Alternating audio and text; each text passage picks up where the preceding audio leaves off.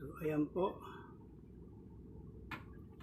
Meron po tayo 1 litrong tubig. Ilalagay natin dito sa ano. Tapos, ito po yung kanauna. Kumpleto na mga chemical nito. Ito po ay 1 litro ang laman. 1 litro at 5 litrong tubig yung ilalagay natin. 5 liters and 1 liter. Ilalagay natin dito. Mas madali po itong kanawin. Mas madali itong kanawin kaysa dun sa hinahalo lang ang mga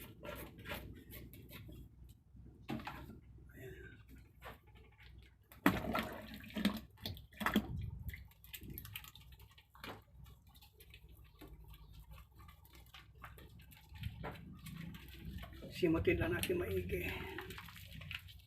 Sobrang lapot oh. Sobrang lapot. Simot sayang. Napakalapot niya. Pwede pa simutin to eh.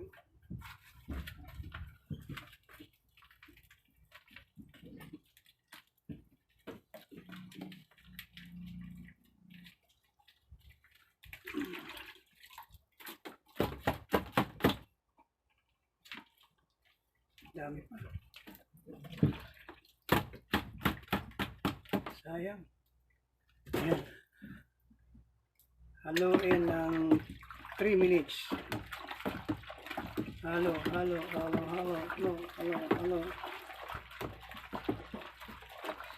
7, 8, 9, 10, 11, 12, 13, 14, 15, 16.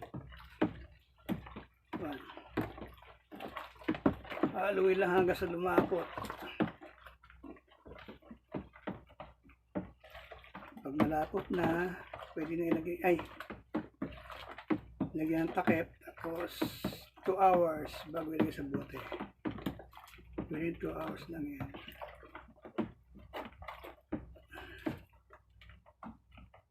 Halo hanggang 2 minuto, 3 minuto, pwede na. Mga 3 minutes para sobrang lapot niya. 52, 3, 4, 5, 6, 7, 8, 9, 60. 1, 2, 3, 4, 5, 6, 7, 8, 9, 10. Magbilang ka na lang. Yeah.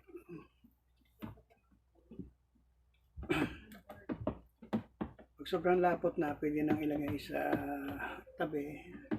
Takpan mga 2 oras bago ilagay sa bote para tumili yung ano, pero medyo mawawala-wala na rin ang bula noon.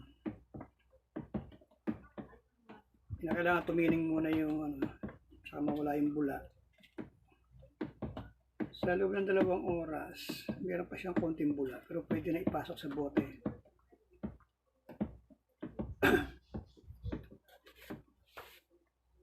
bote. Ito po yung lalabasan niya. Dito na natin ilalagay. Ito yung mga bote niya. Ito yung finished product na. Ilalagay na natin sa bote.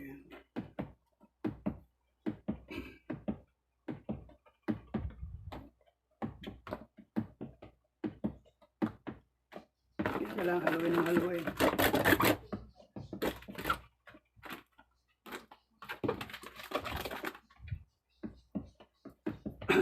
Halo.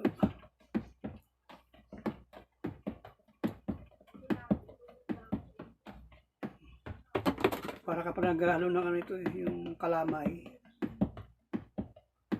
dapat merong ano, yung pang drill, yung barena o yung pang ice cream.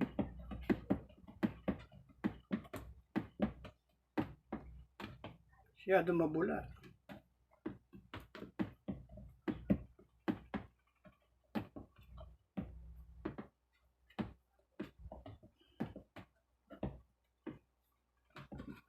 Kinakanta na yung pantakal mo. Ito yung pantakal natin. Oh. Pantakal sa bote. Itatakal mo dito. Ayan. Ano? Yung takip. Tatakal mo siya. Ang kalalabas lang yan ay ito na. Oh, ito na yun. Tapos ng 2 oras, ito naman, dito na isasalin yan. Pwede na yan, pwede nang gamitin. Ito na yung finished product natin.